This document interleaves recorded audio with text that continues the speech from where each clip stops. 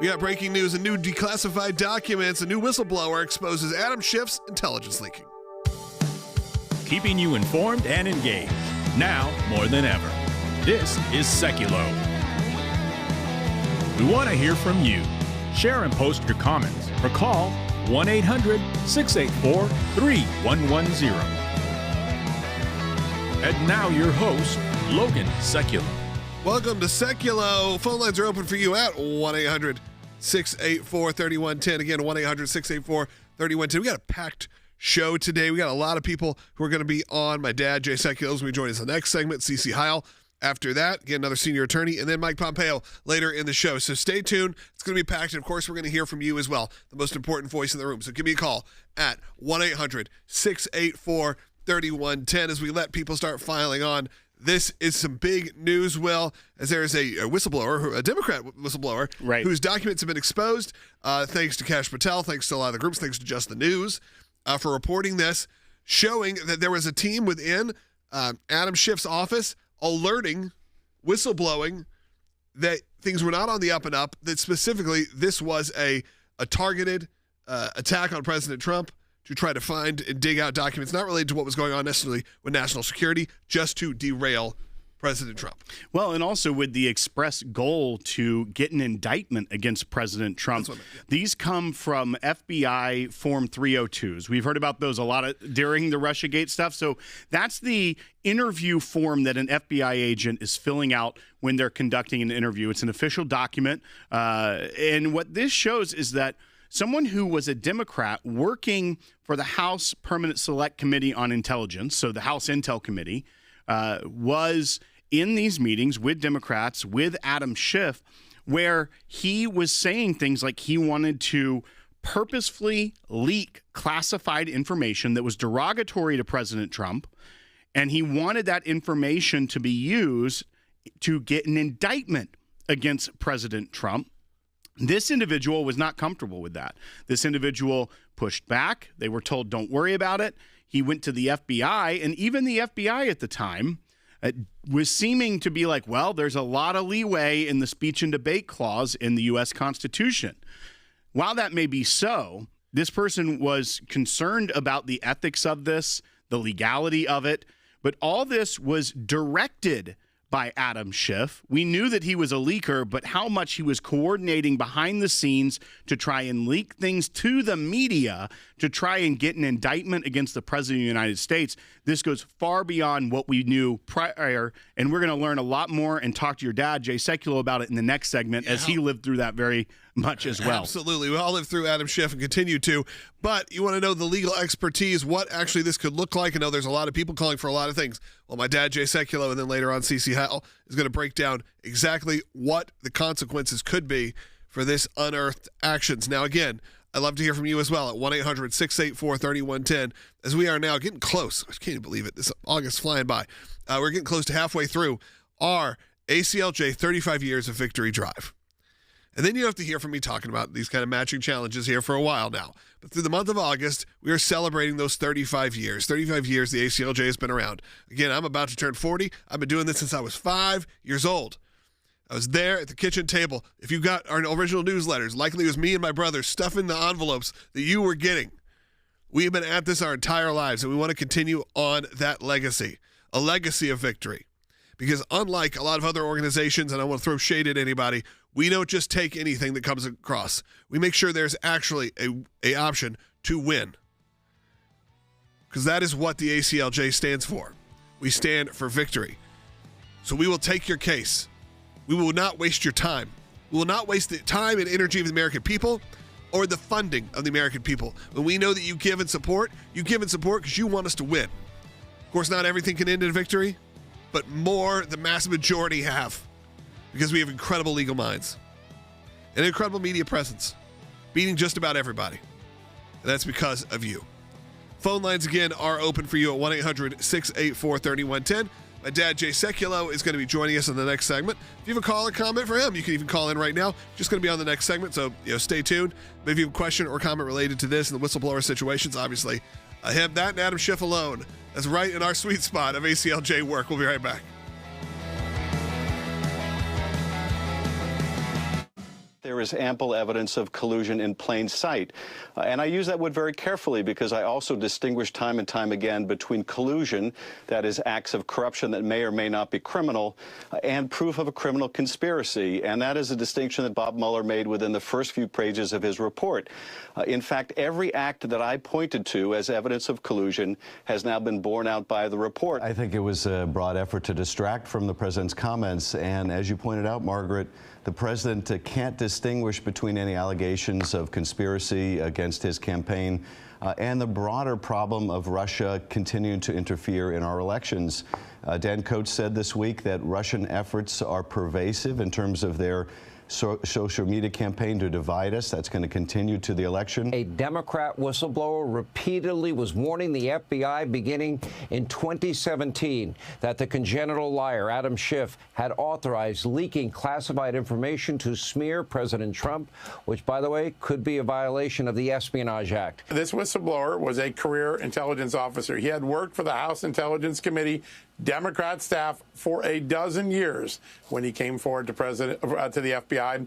He gave 4 interviews. He gave very specific information to the FBI, and nothing happened. Why? Because the Justice Department simply decided to take a pass. How many times have we sat around in the last decade and heard, we're going to get to the bottom of that classified leak, and then a few months later, we couldn't get to the bottom of that classified leak. In the case of Adam Schiff, they got to the bottom of some classified leaks, but the Justice Department chose not to act. You're going to see other major people that were clearly identified by the FBI as having leaked classified secrets. Their own staff turned them in when interviewed by the FBI. Nothing again happened. It's a common pattern. The question now is, in Donald Trump's Justice Department, does that dynamic change?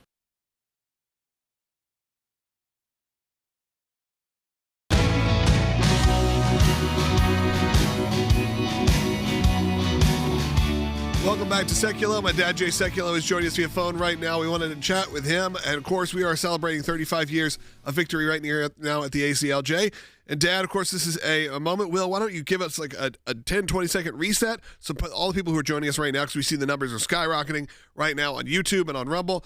Give us a little bit of a reset of what we're talking about, and let's get your feedback down. That's right. So it appears Kash Patel, as director of the FBI, discovered 302 interview forms from the FBI where a whistleblower was coming forward from the House Intelligence Committee that worked for the Democrats, trying to get the FBI to do something about the fact that Adam Schiff was purposefully and directing the staff to leak classified intelligence to the media for the purpose of getting an indictment against President Trump.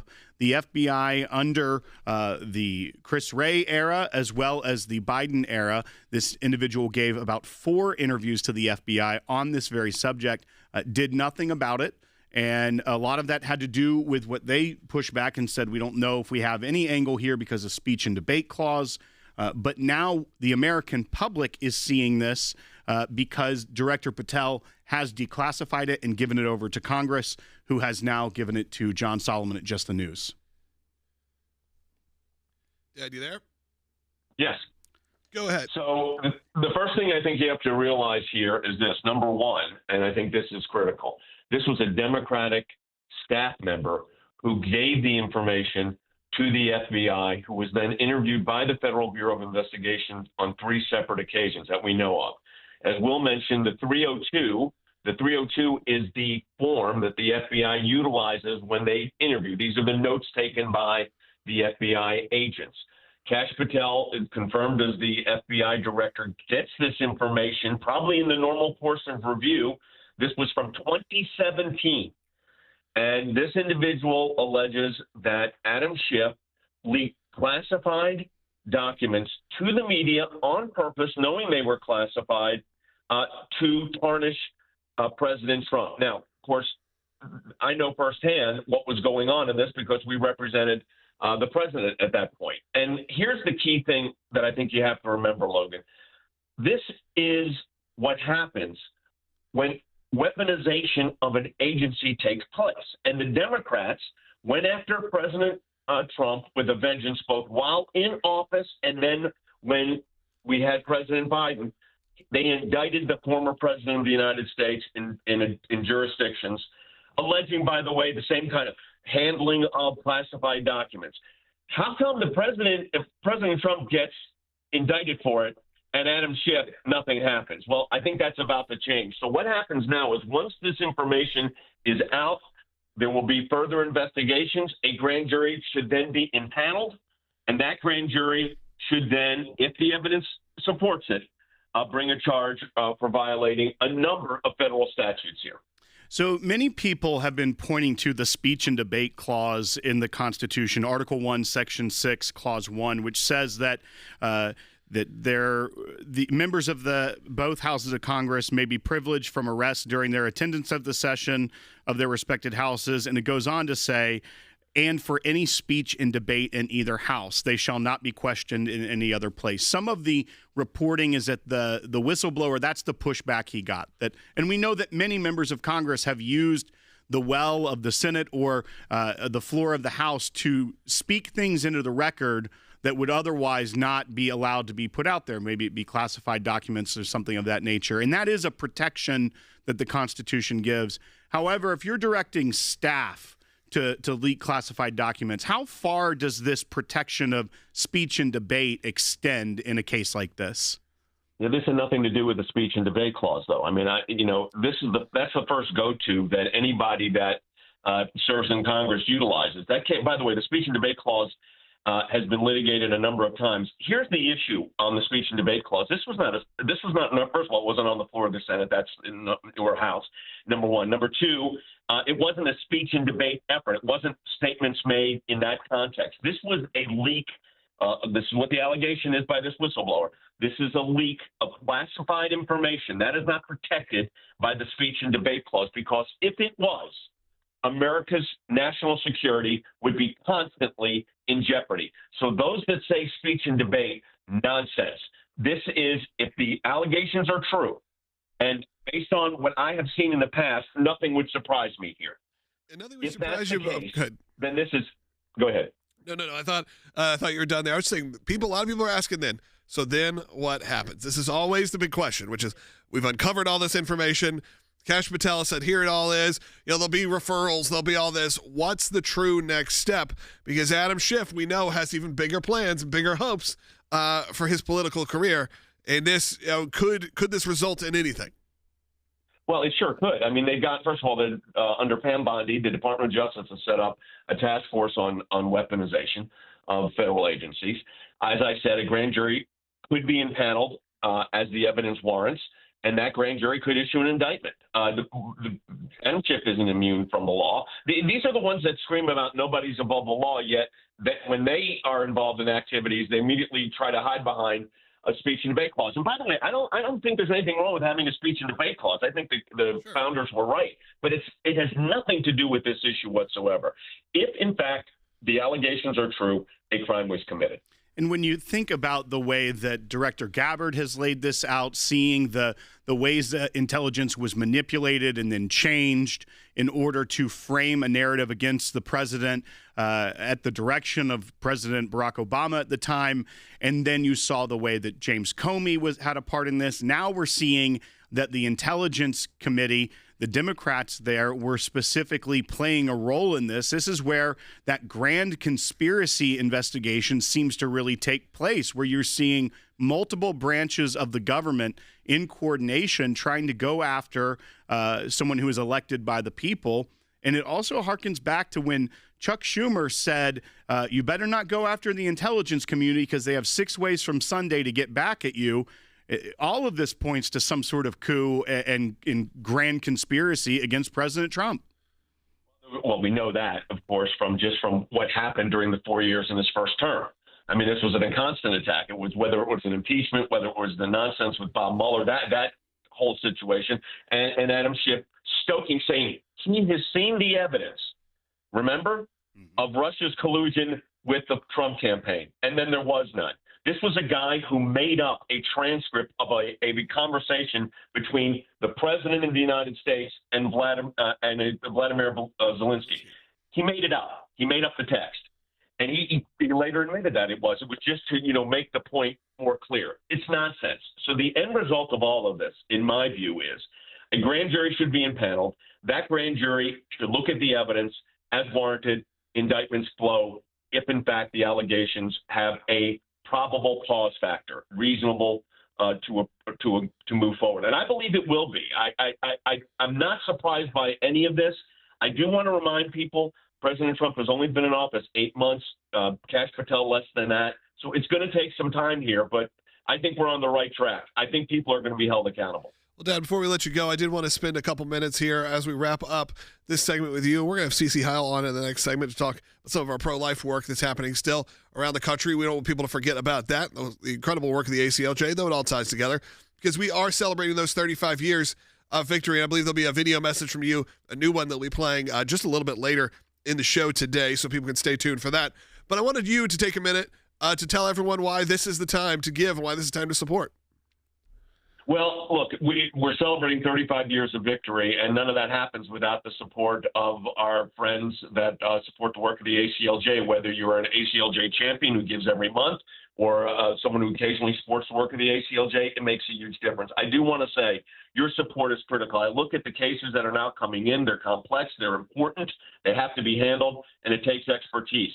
We look at our media operations. As you say, Logan, frequently, we don't put things behind a paywall. It's available for our donors and supporters and friends to access. We want to keep it that way. So your support of the ACLJ here just makes a gigantic difference in our ability to continue this work, which I think, by the way, we're about to see some really big things about to happen. So your support of the ACLJ is absolutely critical. We encourage you to go to aclj.org and do that today. That's right. You can do it right now, as he said, is aclj.org. Yeah, let's put that graphic back up. You can scan that QR code right now if you're watching. If you go to aclj.org, give any donation, it will be effectively doubled. Of course, you can go directly and you can read more about and see great video content about our victories over the years. You're going to hear from some of those previous clients in the coming weeks.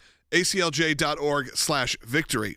Again, that's aclj.org/victory, because we want you to know also a little bit of background information on not only what we're doing, but what we've done, what got us here. Because some of you are brand new. I know a lot of you that watch on YouTube, you were in the last few years, or even the last few days, or the last few months, it's the first time you've ever seen us. There's probably half of you right now that have never seen us before.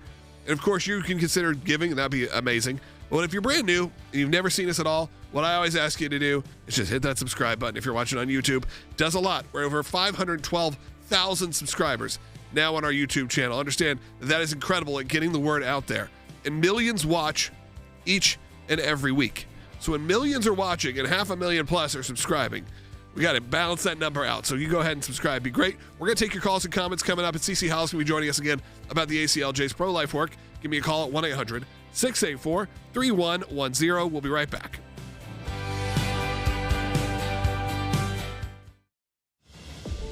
We've witnessed monumental legal victories, from defending the 14th Amendment and protecting our sacred American right to vote. The U.S. Supreme Court rules in favor of former President Donald Trump in his appeal of a Colorado ballot disqualification. Former President Trump will appear on the primary ballot, and this applies not only to Colorado, but also to states across the country. The overturning of Roe v. Wade and standing up for the religious liberty of our kids and seniors. Right now, new laws banning abortion are taking effect in several states, just hours after the court overturned the landmark Roe v. Wade decision, leaving it to states to decide whether abortion is legal. But even with the many historic wins we've achieved, the battle is far from over. The attacks on our constitutionally protected rights persist.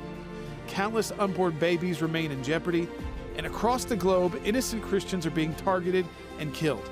At the ACLJ, we've redoubled our commitment to defending life and liberty across this country and around the world. Thank you, Mr. Vice President.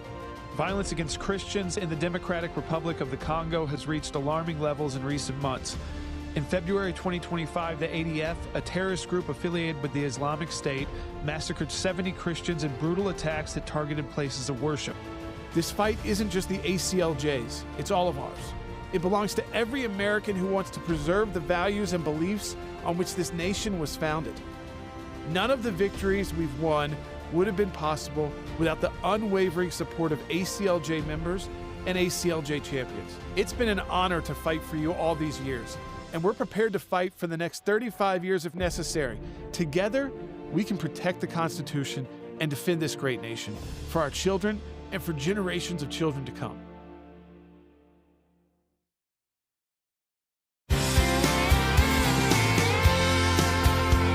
Welcome back to Sekulow. We are going to take your calls in the next half hour at 1-800-684-3110. And, of course, we're going to continue on that conversation and the work that's going on with the FBI. And, of course, the whistleblowers that are coming out saying that Adam Schiff was doing probably what we thought he was doing the whole time, but now there's some proof in there and the people that were shutting it down. But we wanted to move a little bit to the pro-life work of the ACLJ. You've heard about our work in Massachusetts. You've heard about all the work that we're doing around the country. Because since Roe versus Wade has been overturned, the fights have actually probably times 50 happened, because now you have each individual state wanting to go at it. We found some individual places where we know pro-life pregnancy resource centers have been under attack for the last, we would say the last couple of years. But, Cece, we're learning a lot more. Of course, we know that they have always been a target for a lot of pro-choice groups, but it's becoming clearer and clearer as time progresses. Yeah, that's right. And so what's interesting today is that the United States Supreme Court has agreed to hear a case of first-choice women's resource centers.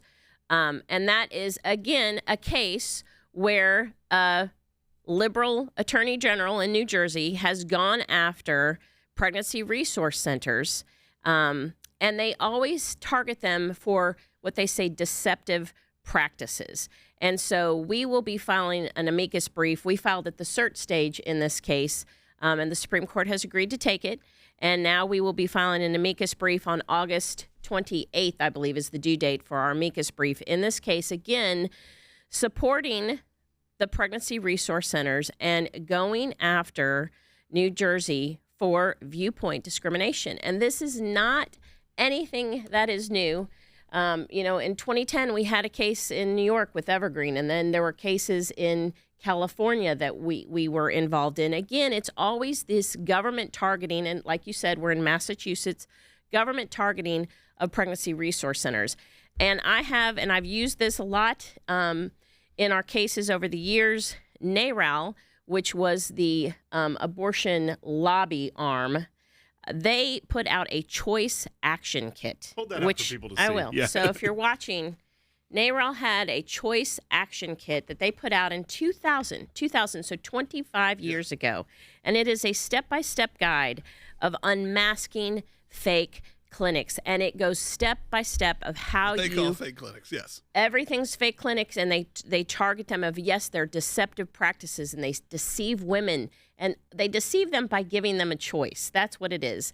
But it's a step-by-step guide. They say to target friendly media and reporters, to target friendly attorney generals, which is exactly what we're seeing here in this case that's now going to the Supreme Court. This is a plan and a playbook that they've had for 25 years, and the ACLJ has been fighting against it for 35 years. So we will continue to do so. Well, and I wanted to bring up that point, and we were talking about the lawfare against President Trump in the first two segments. We'll get back to that and what Adam Schiff did. But this entire strategy of lawfare is not just limited to how they go after President Trump or how they go after conservatives or how they go after the Tea Party. It goes after anything that you hold dear as a conservative, whether it be protecting your family, protecting life. They use the court system, they use the lawfare to go after it. And as we said, we've been fighting this for a long time. Their playbook came out in 2020 from NARAL using all the same language. In 2000? In 2000. Yeah. And gave all the same language and methodology and strategy, and we're still fighting that. You mentioned we fought that in the mid-2010s. We fought it recently. We're now in federal court in Massachusetts fighting for the clinics there that government was going after them, viewpoint discrimination. That's what is at heart of this case, where the Attorney General of New Jersey is targeting clinics using viewpoint discrimination, trying to conjure up a way to shut them down. And we are representing our Massachusetts clients, the ones that we are representing in Massachusetts in federal court, on this brief as well at the Supreme Court, because we know the playbook. Cece's got it. She's studied it. She knows how to fight this, and that's exactly what we do and will continue to do, and we know that fight won't end, so we have to keep fighting. Right, and we know that fight won't end because they in the playbook, which again is over 25 years old, and what we see even in other pro-abortion centers, they're saying, okay, you have to go after these pregnancy centers because if left unchecked, their power and influence is likely to grow. And that they are afraid of their bottom line is money. We know it's billions of dollars. Abortion is billions of dollars. And they are afraid that when women know the truth, that cuts into their bottom line. And so they are going to keep going after pregnancy resource centers, and we are going to keep defending them. Yeah, I think that's very important. When you see the work of the pro-life pregnancy resource centers, it goes well beyond even prenatal for a lot of these groups. You're talking about postnatal. You're talking about a lot of times they do days where you can go pick up food, days you can pick up formula, days you can pick up free clothes. They are a lot of times volunteer run by some of the sweetest people you've ever met. The fact they become the target, we can't let that stand. They can't be just the target because they are the volunteers that are fighting for life. And they're not even fighting for life in the traditional sense of, they're not the people necessarily always on the streets. They're the people who are giving love and support to pregnant women who are just not sure what to do next. And they're giving them that true option to choose life, but also to show that they're a group of people, largely the Christian people, who will surround them and will help them get through this. And they also debunk one of the lies that the pro-abortion crowd spews all the time, that, conservatives and pro-lifers, they only care about the child while it's in the womb. They don't care about what happens to the baby after it's born, which is one, it's a lie, but they spread that. But if they truly wanted to be like, okay, well, put your money where your mouth is, support the organizations that would support a child after birth as well, that's what we're trying to do. They're the ones trying to shut them down. Absolutely. And you said put your money where your mouth is. Here's the thing. Our taxpayer money, it's going to Planned Parenthood. It's going to abortion clinics. Our taxpayer money does not go to these great organizations that do actually help women and give them an option and a choice. And that's despicable too. And that needs to stop. And so, again, we will fight that and the funding of Planned Parenthood, along with protecting the pregnancy resource centers. That's something the ACLJ has consistently done, and we will continue to do so. All right, thank you, Cece, for joining us today. It's always good to have an update of what the ACLJ is doing so you understand why we're in court, what's next in court, what's going to happen. Of course, in the main topic today, we had my dad on to discuss what could be coming next. Of course, there's some big plans there. I want you to take this next minute and a half. Know that we have a second half hour coming up. Mike Pompeo is going to be joining us in just a few minutes. It's going to be a packed second half as well. You don't want to miss it. So if you don't get us on your local station or you're listening right now, at a different time spot or whatever it may be, we are live every day. I always say this from 12 to 1 p.m. Eastern time. You can figure out from there where you live and when you can listen and watch live. If you're watching right now and this is pre-recorded, great, welcome, hello. But I encourage you, if you're watching live right now, to get involved. Go to our YouTube channel. Go to aclj.org. Comment. Be part of the conversation. And, of course, call in. We have 4 lines open right now at 1-800-684-3110. This show has been going on. The organization's been here for 35 years. A version of this broadcast has been happening for the majority of that. I believe 27 years that we have been on the air here. Okay, whether that is a version that my dad hosted, my mom, or whether that goes all the way up to this version of the broadcast. We have not left the air. We have been Monday through Friday from noon to 1 p.m. Eastern time for well over 25 years. And that's because people like you give and support. It's not major sponsors. It's no one else. It is because you are here to fight alongside us. And your donations just for this month are doubled. So if you give at aclj.org right now or scan that QR code, your $10 donation becomes $20, a $50 donation becomes $100 because it unlocks a pledge. Do it right now. We'll be back with the second half hour in less than a minute. It is not an obsession with choice. This is an obsession with abortion. This is the state of Massachusetts running ads against what they call anti-abortion centers. Of course, we call pro-life pregnancy resource centers. They are there to support women in need. A lot of them provide a lot of care, even diapers, children's clothes, a lot of things for people who are in need. Massachusetts is the first state to do it, but it's certainly what they hope to roll out across the country. So this is coming for your town as well. Fight this taxpayer-funded attack on pro-life pregnancy resource centers. For 35 years, we've fought for life, religious liberty, and justice, both here and across the globe. You can help secure the next 35. Help women, help save babies, and really fight back for the values that mean something to you because they're going to come for your state too. Support our critical work at aclj.org. Keeping you informed and engaged. now more than ever. This is Sekulow. And now your host, Logan Sekulow. Second of our Sekulow coming at you right now. Will Hayden's joining me in studio. In the next segment, Mike Pompeo is going to be joining us, and we're going to also take your calls at 1-800-684-3110. This is after another whistleblower has been exposed by the FBI. This is someone trying to do a good thing, trying to say what's going on. This is a Democrat who whistleblew on Adam Schiff. Okay, we knew Adam Schiff was doing some shady stuff the whole time. He's been pretty even honest about the fact that he has done shady things throughout, created facts, created transcripts, done all of these things to try to put President Trump, quote unquote, in his place, if you will. But, Will, this one is even a next step, because now we have FBI Director Kash Patel and our friends at Just the News really blowing the roof off of this and showing you all, blowing the lid off of this and showing you all what was really going on. And we actually can get something done with this. That's right. And when you look at this, the individual that worked for the House Intelligence Committee was friends with Adam Schiff, worked with him for a long time, as well as, he said, I also was very cordial and friendly with Devin Nunes, who used to be on that as well. Never trust a coworker. That's the first strike That's against what I tell him. people. I'm looking at all of you right now. I'm waiting for all of you.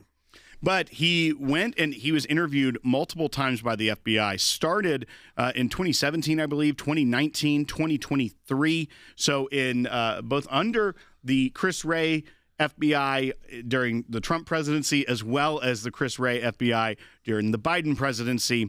But all of the information that he was giving over was saying, I didn't think that this was okay. A lot of the individuals had NDAs, and they also had security clearance on the committee, and they were not supposed to be sharing this information. So it wasn't just that Adam Schiff was going to do it. He was directing staff to leak this to the media.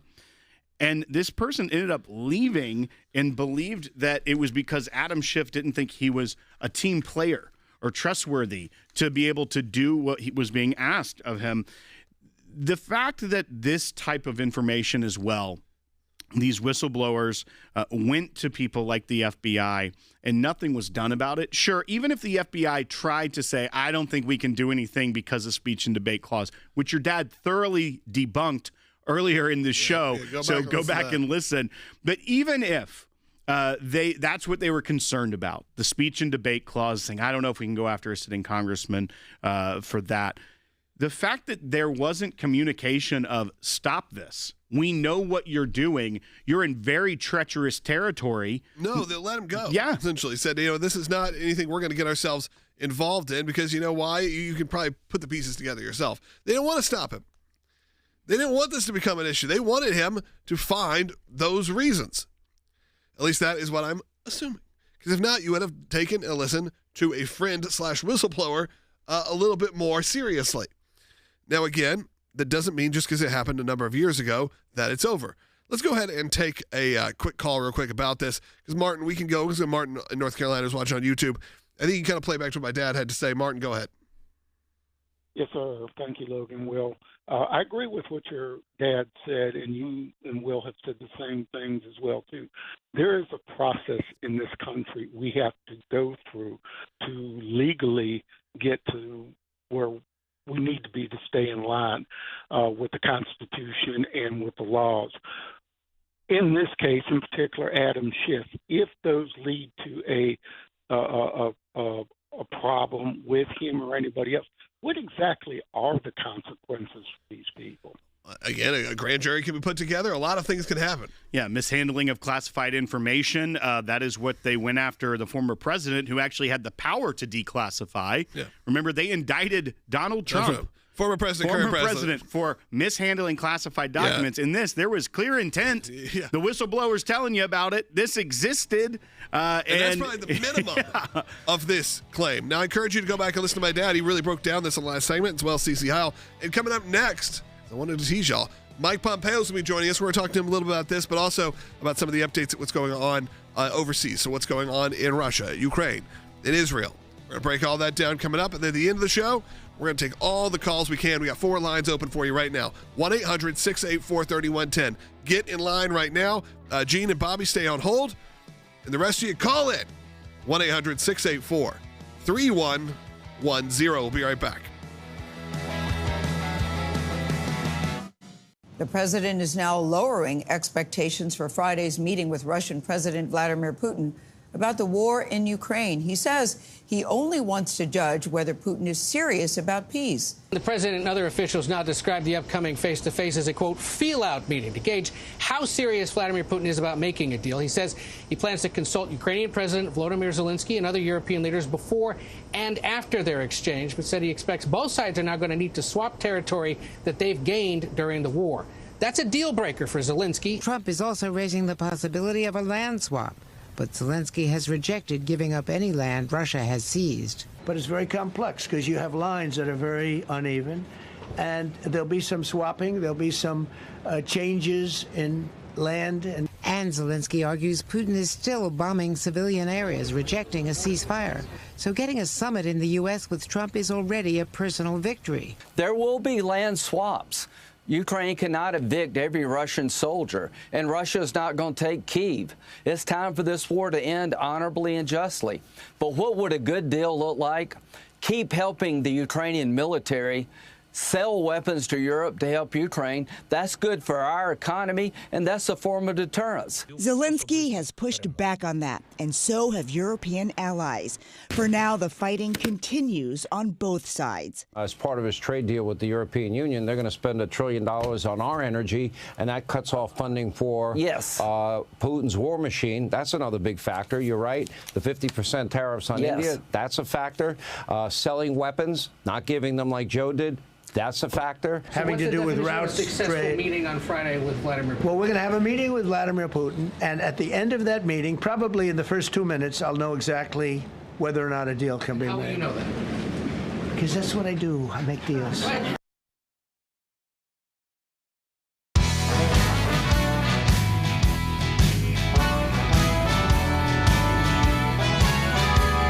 Welcome back to Sekulow. Phone lines are open for you. I'm going to take them after we talk to Secretary Pompeo. So 1-800-684-3110. Got 3 lines still open. Perfect time to get in line by giving us a call again at 1-800-684-3110. Now we want to take our conversation worldwide. I want to hear from you, Secretary Pompeo, as we have the reports now that President Trump is, I guess, it's on the books. It's been scheduled. It's going to be meeting with Vladimir Putin in Alaska. This is going to happen on Friday as of now.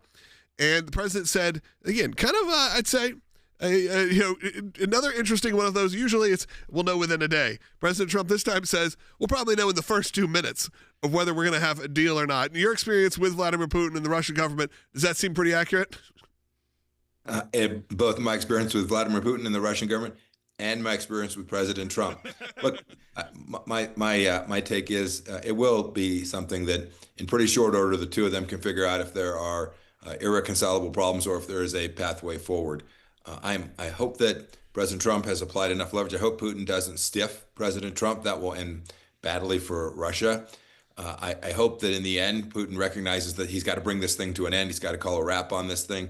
There is a path forward that I think everyone can accept. You know, I've seen the Ukrainians, the Europeans, everybody stating their maximalist position.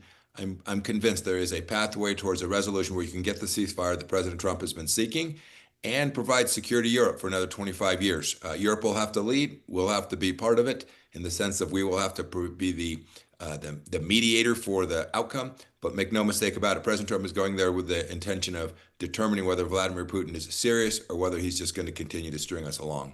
Well, and even the fact that this dialogue or this summit is happening is something novel for this entire war. With the war beginning under President Biden, President Biden never picked up the phone once to call the leader of Russia to say, with pride, right. The only thing we got was a very stern don't or no in the media from the previous president. But so we're now here. We are before this summit leading up. This is a step that at least there's talking between the United States and Russia. But if it doesn't lend itself to a ceasefire at this point, what other steps and options do you think the Trump administration has after this meeting if they aren't able to reach that ceasefire or some sort of step forward agreement? Look, you captured this perfectly. You're right. Why would Putin have met with President Biden, for goodness sake? There would have been no utility in it. He was continuing to march. He was continuing to take more of Europe. and President Biden was doing nearly nothing to slow him down. There was no risk to Vladimir Putin. When President Trump came into office, it was clear that there was a new sheriff in town, that things had changed. And so, look, if they walk away from this meeting on Friday with no advancement, no conclusion, President Trump will continue down the path that he has already set in motion, which is increasing pressure on the Russian economy, lower energy prices, secondary sanctions on those who are still fueling the Russian economy, allowing him to continue to murder innocent Ukrainians. I'm confident that's the path President Trump will head down, and it won't surprise me at all, as it won't surprise you. After this summit, President Trump will make very clear, here's what happened, here's my plan, and here's how we're going to bring this to its logical conclusion. Well, you even bring up some of those, the sanctions, as well as the way that President Trump views the way to deal with the Russians in this. Even things like tariffs on India, who is a major trading partner with Russia, being able to put pressure points in other parts of the world to say, hey, stop buying their oil and gas. And that's another angle of pressure that he can put on them. It's not just the straightforward, here's the sanctions here, and we're sending arms there. The administration now is thinking globally, how can we put this pressure on this regime in Russia and able to get them to come to the table? And I felt like it was very black and white with the previous administration of, we have to send arms here and we have to put sanctions here. But now that there's a more holistic approach, it seems like that is actually what is getting the Russians to at least the talking phase. Undoubtedly true. You have to remember the context as well. I think you've nailed it. The context is a president who has demonstrated his willingness to do things that are unconventional, right? The strike in Iran, supporting the Israeli efforts against the regime there in Iran to slow them down from expanding their nuclear capabilities. The recognition that in Syria we're going to have a fundamentally different approach. That hurts the Russians. People forget that it was the Russians propping up Assad for so long, but now the Russians, of course, aren't the right ally to have. And of course, the president's pressure on the Chinese Communist Party, too, who has also fueled this Russian war. It is a much more strategic, much more holistic approach, much more pressure being felt by Putin and his regime than there was, 6, 8, 10 months ago. This creates the conditions for a ceasefire and the ultimate resolution. We'll see if Putin's reached that point or not on Friday. Yeah, we'll keep kind of everyone updated on that situation, but I kind of want to pop around the world here a little bit. Secretary Pompeo, obviously, the war in Gaza has taken some very interesting turns over the last few weeks. But there's actually a report that came out of the BBC that said Hamas has a secret war chest of hundreds of millions of dollars. What do you think about the validity of that? How do these reports seem like they just get ignored? Because obviously, if that's true, and they have this war chest being funded by who knows, this war could go on for a lot longer than many people hope. My sense is that the Israeli leadership, not just Prime Minister Netanyahu, but broadly the Israeli leadership has concluded it's go time. We have 50 hostages, 20 of whom we believe are still alive. Let's go get them.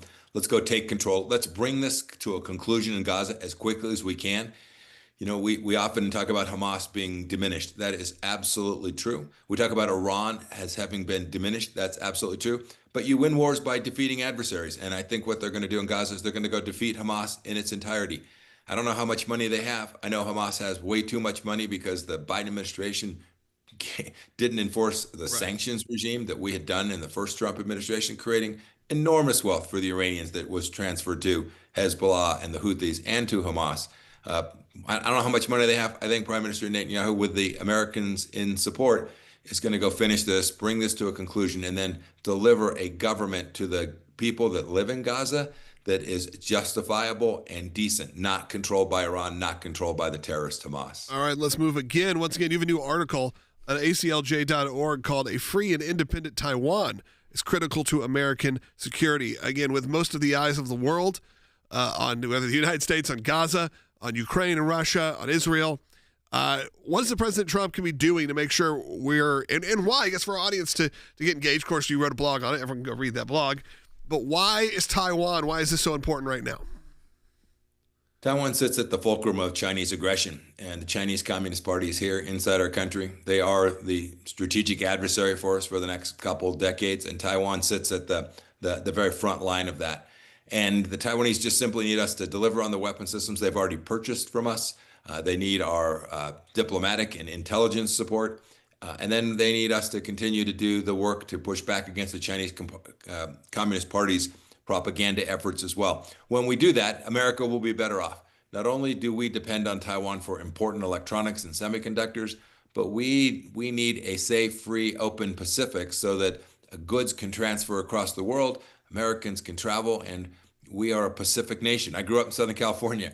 We're a Pacific nation, and we can't let the Chinese Communist Party begin to control the South China Sea or the area around Taiwan in a way that treats it as its own lake. It's not good for America. We've never allowed this. I'm confident President Trump's not going to allow that to happen either. And I think people need to know this, Secretary Pompeo, as we wrap up this segment, is, though America, there's the America first and all those kind of talking points you hear, that doesn't mean that the world is closed. It doesn't mean other people, other countries aren't working while you decide to become more of an isolationist.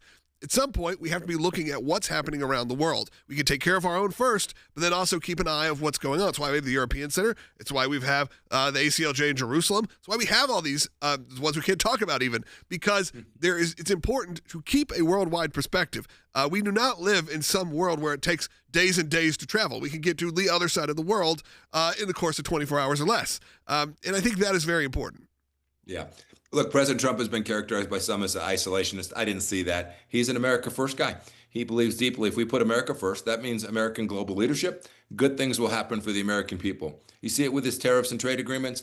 Right, they're trade agreements. We're going to trade with these countries, not shut them out. Right. He just wants it to be fair and balanced, and that's the right outcome for America and the one that President Trump has already delivered on in just his first 6 months. Yeah, so we encourage our audience always to stay educated what's going on around the world. Check out our website, obviously at aclj.org, because we're not going to let you down. We're not just going to show you what you want to see or the news that you want to hear. We are, at least the one thing I can always say about our content, we do not bow down to any overlords that are telling us, number one, this is what you want to see, and we're going to lie to you. That is not what we do here. We tell you what you need to see. We expose you to the truth. Have you seen this big breaking news about Adam Schiff on most of your cable news outlets today? No. Okay? But we know it's important. We want to make sure you see it. Are you hearing a lot of news, a lot of people talking about Taiwan? No. But we have Secretary Mike Pompeo writing a whole article why you need to be engaged in what's happening on the world scale. And I want you to do that. And I feel that very important. As someone that cares about this world, not beyond even just our own borders, you need to get involved. And that's at aclj.org. And again, right now, we are almost halfway through of our 35 years of victory. And about 25 years ago is when we started our worldwide efforts, when we started the European Center for Law and Justice and all the other affiliates. So we've been at that for almost as long. We'll be right back with your calls and comments at 1-800-684-3110. The chaos in the streets may not be taken care of, but the street preacher who may be out there, we got to make sure that he's taken care of and he's stopped. Yeah, we had to file a federal civil rights lawsuit against the city of Chicago. That was earlier this year. 3 young Christian men preaching in a park. And so this is what the police were focusing on in Chicago, and a city that kind of becomes the city that is like number one on the list of dangerous places or places where crime has gotten out of control. Yeah, yes, there, Memphis. The numbers might go up and down, but we know that Chicago has an issue, and certain areas of Chicago have an issue. And what we wanted to point out is while we're fighting these battles, the police are obviously saying we're prioritizing that. We're going to prioritize 3 peaceful street preachers, and we're going to focus on them instead of the violent criminals who are actually terrorizing the streets. Maybe some people don't like to hear the message of the street preacher. You know what? It's not a bullet. No one is being killed. No one's losing their life. No one is losing their mom or their dad or their children because of those street preachers. You talk about this civil case. We just filed our response to the city's motion to dismiss. So we're waiting for the next steps now that we have filed there.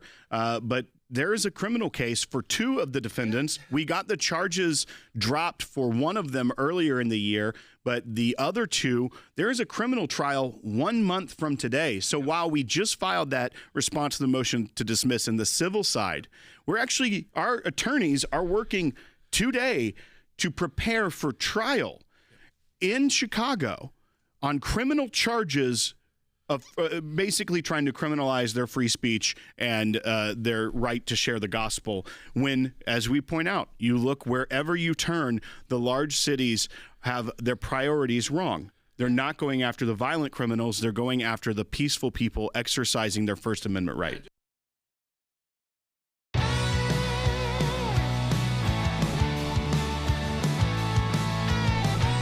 Welcome back to Sekulow. We're going to take some calls at 1-800-684-3110. Let's go ahead for those who have been on hold for a while. Let's go to Gene, who's listening in Maryland on line 3. Gene, go ahead. Hi. I'm just wondering if these Democrats are found guilty, can the American people bring suit against them and hit their pockets by making them pay back the taxes we pay? Not really when it comes to the American people suing against them, because that's not really how that works. However, they can be held accountable. We've heard this all today. Usually, I'm honest with you, and I tell you whether I think that there will be consequences to these actions. Of course, these are long-term things, so having a friendly administration, I guess, to conservatives will certainly help that. And remember, you only got about 3 years left of President Trump. You only got about a year left until they start kicking up the campaigns. So we start really talking about who's next. So you got to make sure that you have someone next in line who's willing to continue this fight, because it may not be over in a year, 2 years, 3 years. Well, the fact that there's a strike force, there are multiple grand jury investigations going on. Than ever. Clearly, the Department of Justice, the FBI, the intelligence community is taking this very seriously, because what we saw was the weaponization of intelligence. It was used to manipulate the public, to manipulate the American people. It was selectively leaked. It was changed and manipulated to tell the opposite of the truth. And that's unacceptable. That is not what our intelligence agencies are for. People are always wary of the intelligence community because they have a lot of free reign. They can do a lot of things that we never hear of, these clandestine services. And in reality, they were using that, their freedom, their secrecy, to weaponize their intelligence gathering against the president-elect of the United States and then the president of the United States. And that can never happen again. All right, let's continue on with some calls.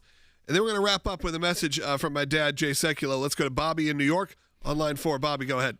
Hi, Logan. Hi, Will. You and you guys in CC, you're cool. But my question is, please clear up my confusion. I thought government funding for Planned Parenthood had been cut off.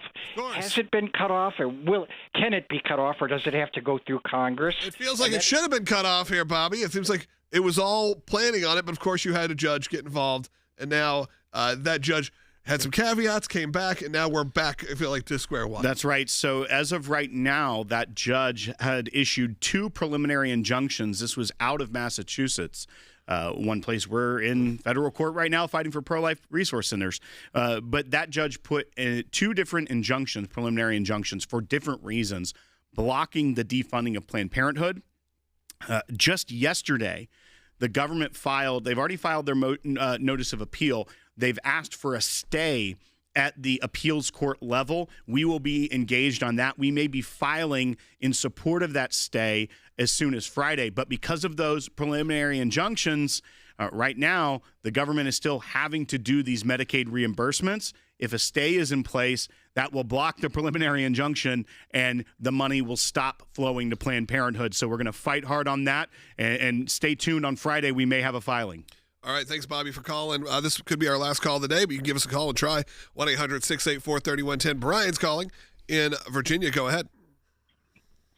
I just want to let you know I love President Trump, but I just hope he goes into this with his eyes wide open and realize that Putin's a war criminal, and I just don't want him to see him get played again by the stall tactics of Russia. And I don't want to see Ukraine have to give up any land for any kind of ceasefire that's only temporary. It has to be an actual peace treaty before that even comes into the picture. God bless you guys. Have a great day. Thanks, Brian. Look, I think that all cards are on the table at this point. There could be some land swaps. They've talked about that where it's not exactly what you thought. Now, Zelensky has been very actively saying, I'm not doing that. Right. That this is not how this war is going to end. But that has certainly been on the table. Well, and once again, President Trump said, I'm a negotiator. I make deals. A negotiation and a deal doesn't normally mean it's just cut and dry. Let's hear that from President Trump. Here's bite 8. With Vladimir Putin, and at the end of that meeting, probably in the first 2 minutes, I'll know exactly whether or not a deal can be made. How will you know that? because that's what I do. I make deals. I mean, it's a funny comment, but look, anyone who's been in these negotiations know that's typically the case. How many times have I gotten on a phone call thinking we were at the end of a deal, and then all of a sudden, within the first 30 seconds, it's very, very clear that is not happening. We are not on the same page. It happens more times than it doesn't. But I wanted to wrap up this show, and we'll come in, we'll talk to you at the very end, with a message from my dad, Jay Sekulow, about this 35 years of the ACLJ and the work that he put in, and now the work that the next generation gets to put in. So I encourage you to stay tuned and watch this special video, special message from my dad, Jay Sekulow. For 35 years as Chief Counsel of the American Center for Law and Justice, I've been blessed to be part of numerous monumental victories in defense of life, religious liberty, and our Constitution.